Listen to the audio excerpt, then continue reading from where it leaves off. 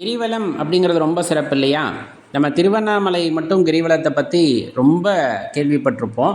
அந்த வகையில் உங்கள் ஊரில் இருக்கக்கூடிய ஏதேனும் ஒரு மலை, சிவபெருமான் வீற்றில் இருப்பார், முருகப்பெருமான் வீற்றில் இருப்பார், அதை வந்துட்டு கிரிவலம் போகிறார்கள் அப்படின்னாலும், அது எந்த ஊர், எந்த மலையை கிரிவலம் போகிறாங்க அப்படின்னு கீழே கமெண்ட் பண்ணுங்கள். மற்றவங்களும் அதில் இணைந்து கொள்வதற்கு அது சாதகமாக இருக்கும். கிரிவலம் செல்கின்ற வழக்கம் அப்படிங்கிறது இன்றளவு பார்த்திங்க அப்படின்னா எல்லா மக்களுக்குமே அது வந்துவிட்டது. நம்மளால் திருவண்ணாமலை போக முடியலனா கூட உள்ளூரில் இருக்கக்கூடிய ஆலயங்களில் அந்த பௌர்ணமி தினத்தன்று நம்ம கிரிவலம் வர்றது அப்படிங்கிறது பழக்கமாயிடுச்சு. அது ரொம்ப சிறப்பு.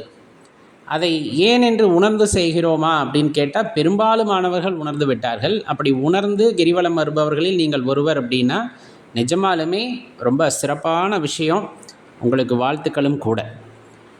ஒரு சிலருக்கு அந்த கிரிவலத்தினுடைய நோக்கம் தெரியாமல் இருந்திருக்கலாம். அதுக்காகத்தான் இது. பொதுவாக நம்ம ஒரு ஆலயத்தை நம்ம சுற்றி வர்றோம் அல்லது ஒரு மூலவரை நம்ம சுற்றி வர்றோம் அப்படின்னாலே அங்கே இருக்கக்கூடிய ஆற்றலை உட்கிரகிப்பதற்காக அப்படின்னு நமக்கு சொல்லி கொடுக்கப்பட்டிருக்கும். மின்காந்த ஆற்றல் அங்கே இருக்குது அப்படின்னா அதை நம்ம உடலுக்கு தக்கவாறு அதை நாம் உட்கிரகித்து கொள்ள வேண்டும் அப்படிங்கிறதுக்காக தான் 3 சுற்று சுற்றி வா, 5 சுற்று சுற்றி வா, ஒரு 108 முறை சுற்று.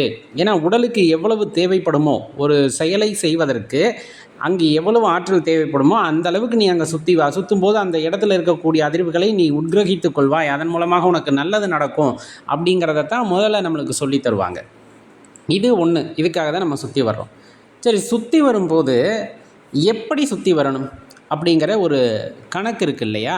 நம்ம 1 முறை 2 முறை 10 முறை அதெல்லாம் தாண்டி விழிப்புணர்வுடன் சுற்றி வர வேண்டும். அதுதான் முக்கியம். விழிப்புணர்வு அப்படின்னு சொன்னாலே என்ன இப்போ நடக்குது, என்னை சுற்றி என்ன நிகழுது அப்படிங்கிறத தெரிந்து அந்த நொடியில் வாழ்கின்ற வாழ்க்கையை வாழ வேண்டும். அப்போ என்னென்னா சுற்றும்போது நான் அப்படி இருக்கணும், இப்படி இருக்கணும், அப்படி இருந்தேன், இப்படி இருந்தேன், இது என் கவலை, அதெல்லாம் கிரிவலத்தின் போது நம்ம மனசில் ஓடவே கூடாது. அப்படியெல்லாம் ஓடாமல் கிரிவலம் வர முடியுமா அப்படின்னா உடனே வரல அப்படின்னா கூட நம்ம மனசை ரொம்ப தெளிவாக வச்சுக்கிட்டு நம்ம எதிரில் போகிறவங்க வர்றவங்க நம்ம எப்படி நடக்கிறோம், அங்கங்கே என்னென்ன பார்க்குறோம், அந்த தெய்வங்களை வழிபடுவது, இப்படியே அந்த ஒரு நிகழ்காலத்திலே வாழ்கின்ற மாதிரி இருக்கிறோம் அப்படின்னா அது ஒரு விழிப்புணர்வு நிலை அப்படின்னு சொல்லுவாங்க. மற்றதை பற்றி எதுவுமே யோசிக்கலை. நம்மை சுற்றி என்ன நடக்கிறது அப்படிங்கிறத கவனிக்கணும். அந்த விழிப்புணர்வு நிலையில் அது ரொம்ப முக்கியம்.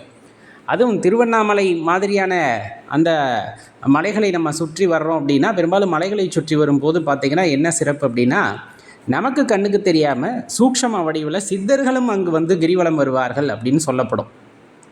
ரொம்ப சிறப்பு அதுதான். இப்போ நம்மளோடய நடந்து வருவாங்களா? கண்டிப்பாக நடந்து வர்றாங்க, பறந்து வர்றாங்க. அவங்க சித்துகளில் எப்படியும் அந்த மலையை வலம் வருகிறார்கள் அப்படின்னா நல்லா யோசிச்சு பாருங்கள். அவங்களோட ஆற்றலும் மிகப்பெரியது.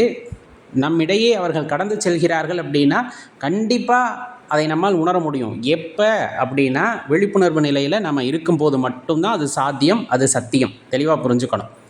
அப்போ அந்த அவர்கள் நடந்து போன பாதையில் நம்ம நடந்து போனால் கூட அந்த ஆற்றல் நம்ம உட்கிரகிக்கிறோம் அப்படின்னா நம்ம உடலில் இருக்க பிரச்சனை, மனதில் இருக்க பிரச்சனை எல்லாம் போவதற்கு வாய்ப்புண்டு அப்படிங்கிறத தெரிஞ்சுக்கணும். அப்போ அந்த விழிப்புணர்வு நிலையில் நம்ம சுற்றி வர்றது தான் உண்மையான கிரிவலமாக இருக்கும்.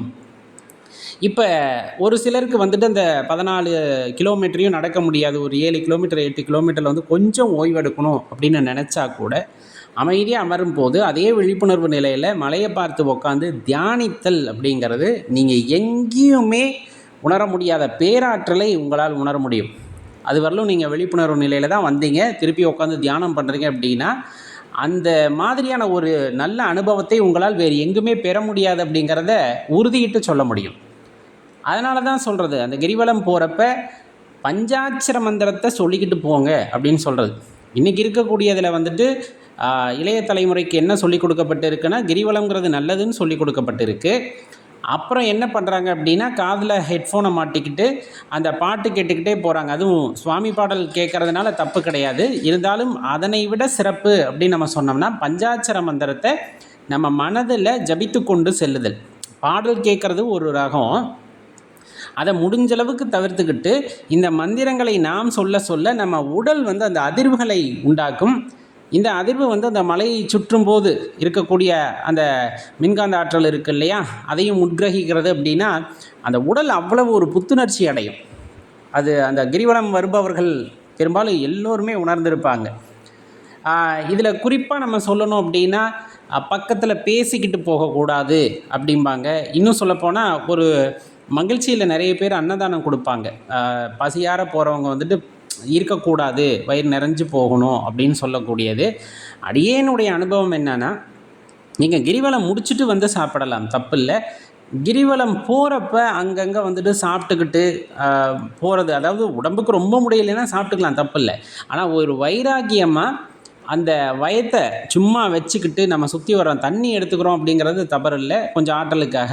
ஆனால் கடினமான உணவுகளை நாம் எடுத்துக்கொண்டு சுற்றி வர்றோம் அப்படின்னா மந்தத்தன்மையை இது உண்டாக்கிவிடும். நம்மளால் முழுசாக அங்கே இருக்கக்கூடிய ஆற்றல்களை உணர முடியாது.